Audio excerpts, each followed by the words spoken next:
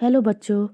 आज हम कक्षा 6 की इतिहास में पाठ 11 राजपूत काल इसके बारे में पढ़ेंगे, जो कि 7वीं से 11वीं शताब्दी तक रहा था। सम्राट हर्ष की मृत्यु के बाद भारत में एक शक्तिशाली केंद्र शक्ति का अभाव हो गया था और केंद्र शक्ति के अभाव में छोटे छोटे राज्यों का अभ्युदय हुआ। इन सभी राज्यों के संस्थापक प्रायः कौन थे? राजपूत थे। राजपूत सत्ता के लिए आपस में संघर्ष करते रहते थे। अब हम देखेंगे कि राजपूतों की उत्पत्ति कैसे हुई। राजपूत राजवंशों का उदय जो है 7वीं शताब्दी से ही दिखाई देता है। 11वीं शताब्दी आते आते उत्तर भारत में कई राजपूत कुल प्रसिद्ध हो जाते हैं, जिनमें प्रतिहार, चौहान, परमार, गढ़वाल, चंदेल राजवंश प्रमुख थे। प्राचीन भारत समाज जो धीरे धीरे मध्यकालीन समाज में बदला, इसका मुख्य कारण था भूमि अनुदान की प्रथा। वेतन और पारिश्रमिक की जगह बड़े पैमाने पर भूमि का अनुदान मिलने लगा था।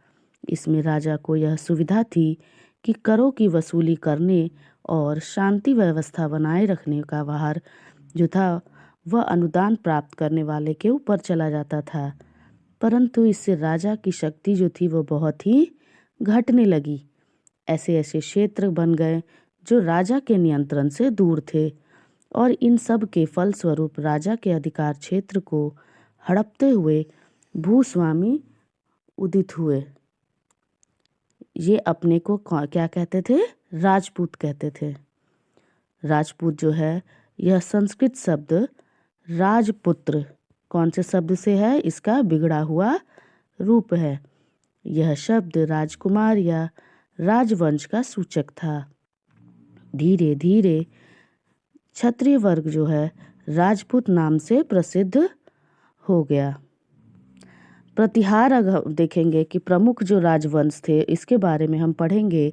सबसे पहला जो है प्रतिहार वंश, जो कि उज्जैन में था। तो प्रतिहार वंश जो था ये कहाँ पर था? उज्जैन में था। और इस वंश को गुर्जर प्रतिहार वंश भी कहते हैं। इस वंश का प्रथम शक्तिशाली शासक जो था वह कौन था? नागभट्ट प्रथम। इन्होंने प्रतिहारों का राज्य विस्तार किया, साथ ही अरबों को सिंध से आगे बढ़ने से रोक दिया। प्रतिहार शासक महेंद्रपाल के दरबार में सुप्रसिद्ध रचनाकार राजशेखर निवास करते थे। अब हम देखेंगे प्रतिहार वंश के जो शासक थे वो कौन कौन से रहे। नागभट्ट प्रथम जो कि 730 ईस्वी से 756 ईस्वी तक रहे। वत्सराज 778 ईस्वी से 805 ईस्वी तक इनका कार्यकाल रहा। नागभट्ट द्वितीय जो कि 805 ईस्वी से 833 ईस्वी तक रहा। मिहिर भोज जो कि 836 ईस्वी से 882 ईस्वी तक रहा। और महेंद्रपाल जो कि अंतिम शासक थे, ये 885 ईस्वी से 910 ईस्वी तक रहे। अब हम देखेंगे इसके बाद प्रतिहार वंश के बाद गढ़वाल वंश आई, जो कि कन्नौज में थी। और इस वंश के संस्थापक जो थे वो कौन थे? चंद्रदेव थे। गढ़वालों ने कन्नौज को अपनी राजधानी बनाया, जबकि काशी इनकी दूसरी राजधानी थी। और इस वंश के शासक गोविंद चंद ने अपने तुर्क आक्रमण को विफल कर दिया। तो तुर्क आक्रमण को किसने विफल किया था? गोविंद चंद ने। इस वंश का अंतिम शासक जो था वो कौन था? जयचंद, जिसे मोहम्मद गौरी ने चंदावर के युद्ध में पराजित किया। अब हम देखेंगे गढ़वाल वंश में कौन कौन से शासक थे। सबसे पहले जो चंद्रदेव थे वो 1080 ईस्वी से 1085 ईस्वी तक उनका कार्यकाल रहा। उसके बाद गोविंद चंद जो कि 1114 ईस्वी से 1154 ईस्वी तक इनका कार्यकाल रहा। उसके बाद विजयचंद जो कि 1156 ईस्वी से 1170 ईस्वी तक इनका कार्यकाल रहा।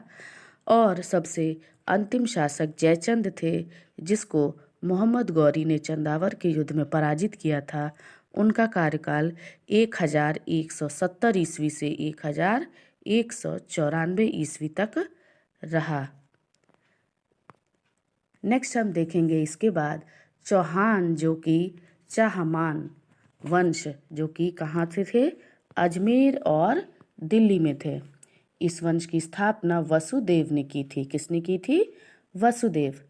प्रारंभ में ये अजमेर से शासन करते थे, बाद में दिल्ली को इन्होंने अपनी राजधानी बनाया।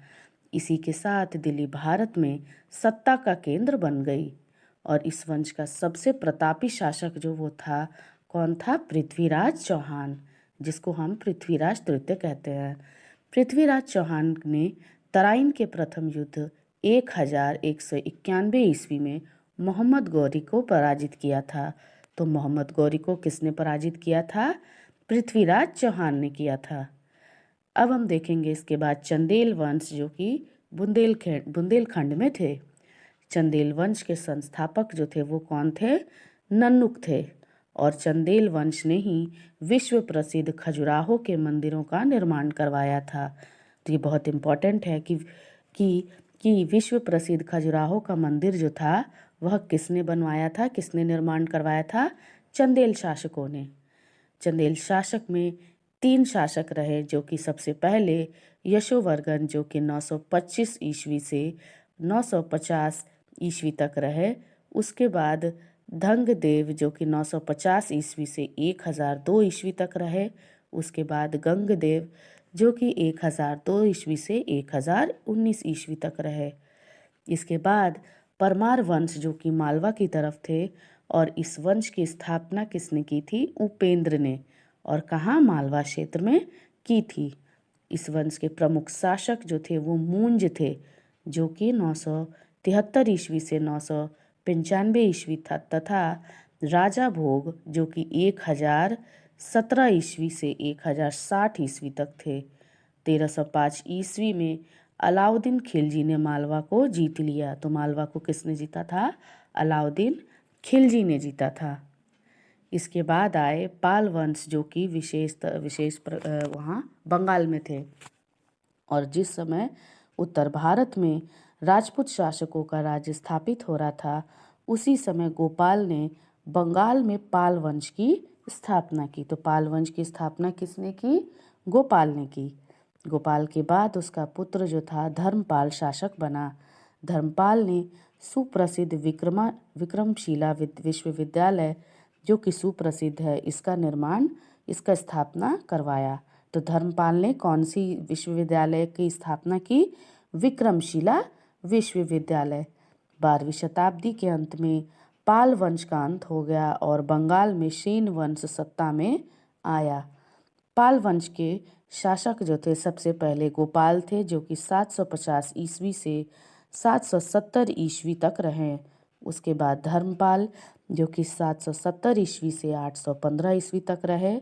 महीपाल 988 ईस्वी से 1038 ईस्वी तक रहे। उसके बाद न्यायपाल जो कि 1038 ईस्वी से 1055 ईस्वी तक रहे। सबसे अंतिम शासक कौन थे? रामपाल जो कि 1077 ईस्वी से 1130 ईस्वी तक इनका कार्यकाल रहा। इसके बाद अब हम चर्चा करेंगे कि राजपूत कालीन समाज जो थी वो उनमें कैसी व्यवस्था थी। सबसे पहले देखेंगे कि इनमें शासन व्यवस्था कैसी थी। तो शासन व्यवस्था जो थी, इसकी समय सामंती व्यवस्था की शुरुआत होने लगी, जिसमें सामंत राजा प्रत्येक वर्ष एक निश्चित आय अधिपति को देते थे। तो एक निश्चित आय वो किसको देते थे? अधिपति को देते थे। गांव में ग्राम पंचायतें होती थी। उन ग्राम पंचायतों पर शासन का कोई हस्तक्षेप नहीं होता था। मौर्यों के समय में उत्पन्न हुई पंचायती राज्य व्यवस्था अभी भी कायम थी और इस प्रकार राजनीतिक उथल पुथल का गांवों पर बहुत अधिक प्रभाव नहीं पड़ता था। इसके बाद देखेंगे कि सामाजिक व्यवस्था क्या थी। राजपूत काल में समाज में योद्धा तथा शासक वर्ग मुख्य थे। इसमें योद्धा और शासक वर्ग जो थे वो मुख्य थे। राजपूतों में साहस, आत्मसम्मान तथा आतिथ्य का भाव था। प्राण जाए पर वचन न जाए। तो इस तरह से प्राण जाए पर वचन न जाए जैसे आन बान की सोच विकसित हुई और उनकी गुण गाथाएं भी गाए जाने लगी। ब्राह्मणों को समाज में उच्च स्थान प्राप्त था। तो ब्राह्मणों को उच्च स्थान प्राप्त था और धनी लोग कीमती वस्त्र और आभूषण पहना करते थे। जनसाधारण की वेशभूषा साधारण थी। बाल विवाह तथा सती प्रथा का प्रचलन हो गया था। विधवा विवाह जो था वो वर्जित था और महिलाओं को सामान्य अधिकार प्राप्त थे और महिला को संपत्ति का अधिकार भी दिया गया। इस समय वर्ण व्यवस्था जो थी कठोर हो गई थी, जिसके कारण लोगों की मानसिक सोच जो थी वो संकुचित हो चुकी थी। नेक्स्ट हम देखेंगे कला के क्षेत्र में राजपूत शासक लड़ाई में व्यस्त रहने के साथ ही कला एवं साहित्य में भी रुचि रखते थे। इन्होंने प्रतिष्ठा सूचक भव्य दुर्ग, राजभवन तथा मंदिरों का निर्माण करवाया, जिनको देखने के लिए आज भी हजारों विदेशी पर्यटक आते हैं। उत्तरी भारत के राजाओं ने कई भव्य मंदिरों का निर्माण करवाया, जैसे कि भुवनेश्वर का लिंगराज मंदिर। यहाँ पे चित्र में दर्शाया गया है भुवनेश्वर का लिंगराज मंदिर। उसके बाद आते हैं चंदेल वंश। चंदेल राजाओं ने शिव, विष्णु तथा जैन तीर्थंकरों को समर्पित कई मंदिर बनवाए, जिसमें खजुराहो का कंदरिया मंदिर, तो क्या था, कंदरिया महादेव मंदिर, जो अपनी बनावट के लिए अति प्रसिद्ध था। ये सभी मंदिर पीले रंग के बलुआ पत्थरों के बने हैं और इस मंदिर में आज भी सांस्कृतिक कार्यक्रम कराए जाते हैं। उसके बाद है कोणार्क का सूर्य मंदिर। कोणार्क का सूर्य मंदिर जो है वह गंग वंश के नरसिम्हा प्रथम के द्वारा बनवाया गया था और यह मंदिर एक रथ के आकार का है, जिसमें 12 पहिए हैं तथा 7 घोड़े। तो इसमें 7 घोड़े जो थे इस रथ को खींचते हुए दर्शाए गए हैं। मंदिरों का व्यय चलाने के लिए उच्च वर्ग के लोग सोना, चांदी, कीमती पत्थर, मोती इत्यादि दान में देते थे। इन मंदिरों की विशेषता यह थी कि ये धन धान्य से परिपूर्ण थे। शिक्षा एवं साहित्य में देखा जाए तो यहाँ पर राजपूत शासकों के समय में आश्रमों में, विश्वविद्यालयों और पाठशालाओं में शिक्षा दी जाती थी। इस समय नालंदा, विक्रमशिला, उज्जैनी, कन्नौज, काशी, धारा नगरी प्रमुख शिक्षा केंद्र थे। तो प्रमुख शिक्षा केंद्र कौन कौन से थे? नालंदा, विक्रमशिला, उज्जैनी, कन्नौज, काशी और धारा नगरी। इस काल में नाटक, काव्य एवं ग्रंथ लिखे गए, जैसे कि राजशेखर की बाल रामायण, भारवी का किरातार्जुनीयम, माघ का शिशुपाल वध, कल्हन का राजतरंगिणी, जयदेव की गीत गोविंद जो कि काव्य थी वह संस्कृत भाषा में लिखे गए। तो इस काल में क्षेत्रीय भाषाओं जैसे हिंदी, बंगाली, मराठी, उड़ीसा, गुजराती आदि में भी ग्रंथ लिखे गए। उदाहरण के लिए चदंबर बाई जो कि यहाँ पे चंदबरदाई की पृथ्वी राज रासों का वीर गाथा जो है हिंदी में लिखा गया। तो उदाहरण के लिए जो चंदबरदाई जो था कि पृथ्वीराज रासो जो था वह उसका वीर गाथा किस भाषा में लिखी गई थी? किस भाषा में काव्य लिखी गई थी? ये हिंदी में लिखा गया है। तो इस काल में बहुत सारे ग्रंथ और नाटक और काव्य लिखे गए, जिसमें कि मेन हमने बता दिया कि राजशेखर की बाल रामायण, भारवी का किरातार्जुन और माघ का शिशुपाल क्या थे? शिशुपाल वध, राजतरंगिणी कल्हन की थी जो कि ऐतिहासिक ग्रंथ था, और जयदेव का गीत गोविंद जो कि काव्य था। इस तरह से हमने देखा कि मंदिर निर्माण में अब हम देखेंगे कि कैसे उनके मंदिर निर्माण की शैलियाँ थी। मोटे तौर पर मंदिर निर्माण की 2 शैलियाँ थी, उत्तर भारतीय और दक्षिण भारतीय। उत्तर भारतीय शैली को नागर एवं दक्षिण भारतीय शैली को द्रविड़ शैली कहते हैं। इनमें भेद मुख्यतः मंदिर के शिखर के आकार में देखा जाता है। उत्तर भारतीय शिखर का आकार जो था वह टेढ़ी रेखाओं से घिरी हुई ठोस मीनार की भांति रहता था और मध्य में खुला हुआ तथा ऊपर एक बिंदु पर आकर समाप्त हो जाता था। उदाहरण के लिए देखा जाए तो लिंगराज मंदिर जो है वह उत्तर भारतीय शैली का उदाहरण है, जो कि भुवनेश्वर में है। लेकिन दक्षिण दक्षिण भारतीय शैली जो है वह पिरामिड की तरह दिखते थे, जिनमें कई खंड होते थे और प्रत्येक खंड क्रमशः ऊपर की ओर अपने नीचे वाले खंड से छोटा होता जाता था और सबसे ऊपर जाकर छोटा तथा गोलाकार हो जाता था। दक्षिण भारत के मंदिरों में स्तंभों का मुख्य स्थान था, जबकि उत्तर भारत के मंदिरों में इनका सर्वथा अभाव दिखाई देता था। मंदिरों को बनाने के लिए कारीगर पत्थर को जमाने के लिए चूने व गारे का घोल इस्तेमाल नहीं करते थे। इस विधि के बगैर ही बड़े बड़े पत्थरों को एक से एक के ऊपर एक चढ़ाते जाते थे, जिससे वे वर्षों तक टिके रहे। ये पत्थर एक दूसरे के बाहर से ही सैकड़ों साल तक टिके हुए हैं। यहाँ पर हम और भी देखेंगे पॉइंट में कि बंगाल का सेन वंश जो था, सामंत सेन ने सेन वंश की स्थापना की। तो सेन वंश की स्थापना किसने की थी? सामंत सेन ने। बल्लान सेन, लक्ष्मण सेन और इस वंश के अन्य प्रमुख शासक थे।